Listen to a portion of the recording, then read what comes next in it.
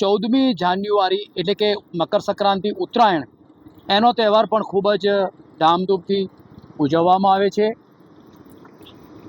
આ તહેવારના નિમિત્તે બાળકો પતંગો અને દોરી સાથે ખૂબ જ પરિવાર સાથે પતંગ ચગાવીને આખો ઉત્સવ મનાવવામાં આવે છે।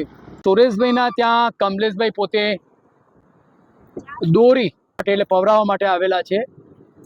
તો આપ કમલેશભાઈ દોરી કયા પ્રકારની લીધી છે?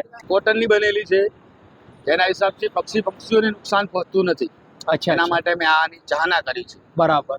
કેમ કે આપણા તહેવારના અંદર કોઈ પશુ પક્ષીને નુકસાન થાય એવું હું ઈચ્છતો નથી। બરાબર, એટલા માટે હું આ મોજો ખુદ પોતાના હાથથી પવરાવું છું સુરેશભાઈના ત્યાં। દર વર્ષે દર વર્ષે જ પવરાવું છું, બરાબર। બરોબર। અને મારી દોરીથી કોઈ પણ પક્ષીને આજ દાડો નુકસાન થયું નથી। અચ્છા એવો અચ્છા, એટલે મને આનંદ છે, વેરી ગુડ। બરોબર। હા, કેમ કે આપણો તહેવાર કોઈને નુકસાનદાયક ના હોય।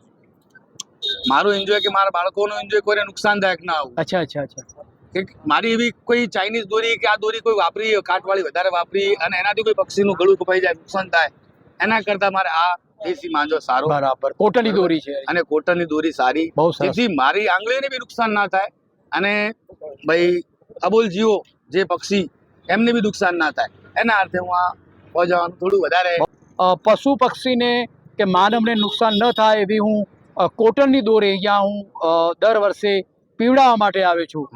ખૂબ સુંદર મજાની વાત કરી સુરેશભાઈ। આપ જે અત્યારે હાલ આ દોરી જે પાવી રહ્યા છો, શું કહેવામાં આવે છે?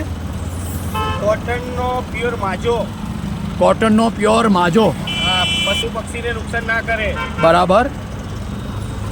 છોકરાઓની આંગળી બી ના કપાય, અચ્છા અચ્છા, બરાબર।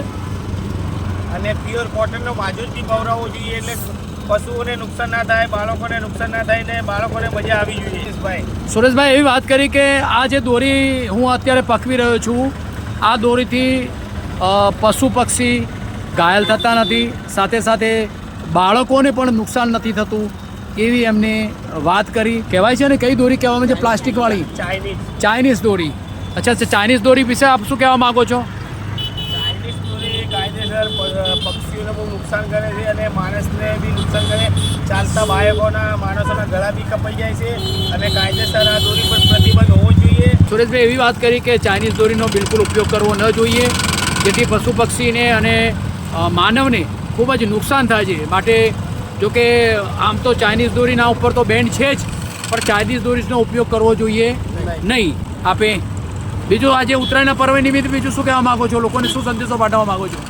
ઉત્તરાયણમાં માણસોને સંદેશો પાઠવા એ માગું છું કે સારી રીતે પતંગ દોરી ચાલે, પશુ પક્ષી અથવા ગાયોને ઘાસચારો નાખે અને ધાર્મિક તહેવાર છે એટલે ધાર્મિક ઉત્સવ છે આનો, એમાં પશુ પક્ષીને કૂતરોને દૂધ આ તે રોટલી બધું ખવડાવવું જોઈએ। ઉત્તરાયણનો પર્વ એટલે એક ધાર્મિક પર્વ છે, એના અનુસંધાને લોકોએ જીવદયાનું કામ કરવું જોઈએ, મૂંગા પશુ પક્ષીઓનું પણ ખૂબ ધ્યાન રાખવું જોઈએ અને ગાયોને ઘાસચારો પણ નાખવો જોઈએ, એવી સુંદર મજાની વાત કરી।